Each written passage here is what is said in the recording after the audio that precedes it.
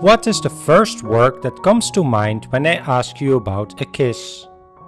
Chances are big that you may think of Gustav Klimt's golden version, or the famous kiss by Francesco Hayes. The subject of kissing and love are a timeless and powerful symbol, and also part of many literary works. The kiss of Romeo and Juliet, for example, captured here by Frank Dixie. And here's a quick kiss by the two in an earlier work by Francesco Hayes. Now these are all works from the 19th and early 20th centuries, but the kiss goes back way further. How about the kiss of Judas to identify Jesus before his arrest, painted here in 1602 by Caravaggio? And the mythological story of how Psyche was revived by Cupid's kiss, sculpted here by Antonio Canova. Now those kisses refer to specific stories, but of course the kiss is most often depicted in its most essential form, as a symbol of love.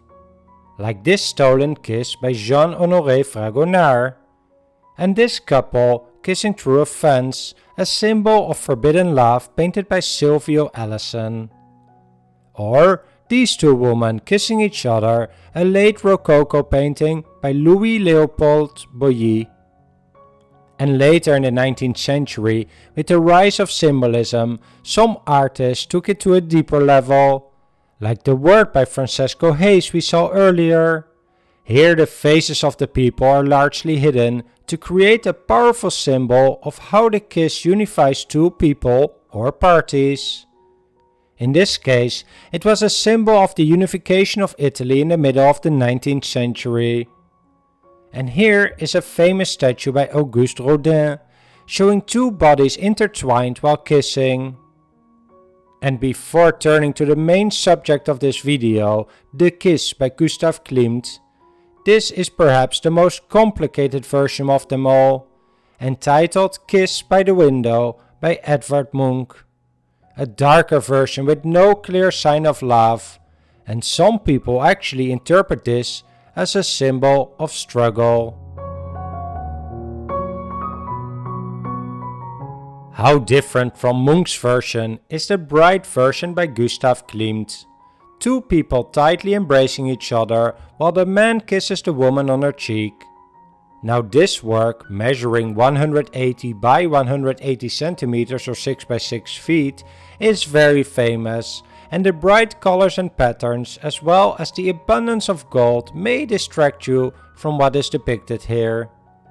Of course, there is no wrong way to look at this painting, so let's look at it from two different points of view.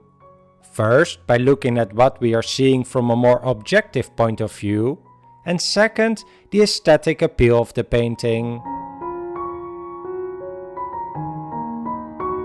Klimt painted this work in 1908 and 1909, and the original title of this painting was The Lovers.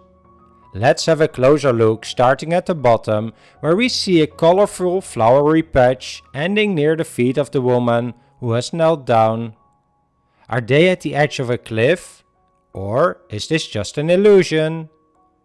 The man is wearing a long golden robe with geometric patterns with some swirling lines in between. We cannot see his face, but he is holding the woman's head tenderly while kissing her, and he wears a crown of vine leaves. In contrast, the woman, with her eyes closed, is wearing a crown of flowers. We can see a blush on her cheeks, but the rest of her face is rather emotionless. She has wrapped her right arm around his neck and her left hand on top of his hand. Looking at her colorful dress, we can recognize the somewhat abstract floral patterns. The one part we did not really talk about yet is the abundance of gold in this painting.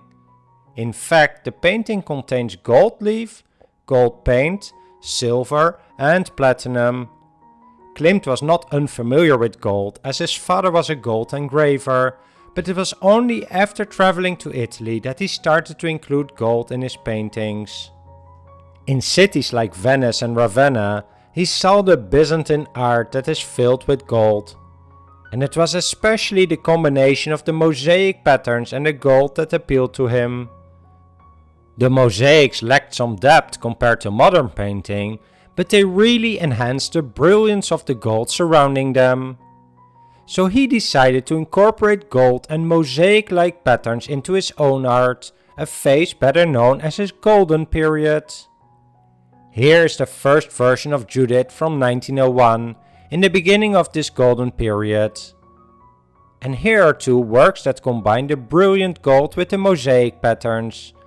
The first one is the portrait of Adele Bloch-Bauer, arguably his most famous work together with The Kiss, and the second one is entitled Fulfillment.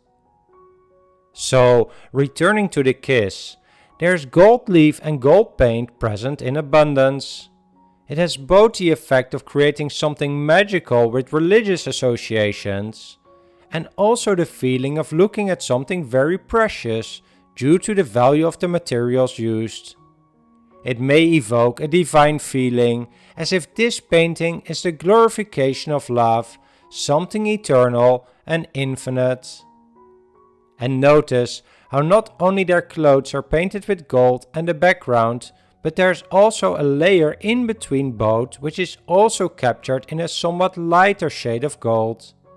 It is like they're simultaneously part of their environment, but also separated from it. It's like a golden aura that surrounds them. And each element has its own intricate patterns, ranging from radiating rings and swirling spirals to rectangular blocks and concentric squares, inspired by Egyptian and Byzantine art, as well as Japanese prints that had become popular recently. The Kiss was a revolutionary painting in a post-Victorian era when this painting was actually considered very erotic. But despite all the criticism that these works by Klimt received, it was also recognized that his work was unique and brilliant. The Kiss was already bought by the Belvedere Museum of Vienna before Klimt had completed it, and that is where the painting is still on display today. The museum bought it for the equivalent of $240,000 back in the day, an absurd amount of money at the time. But given that his portrait of Adele Bloch-Bauer sold for $135 million earlier this century, we now have to consider the price for The Kiss as a bargain. Well, I hope you enjoyed this discussion of The Kiss. I started this video by showing you several different versions of the subject of a kiss in art history, and I'm curious to hear in the comments below which of those, if any, is your favorite. And if you want to support the channel, please hit the thumbs up button and subscribe for more art videos in the future. Thanks for watching.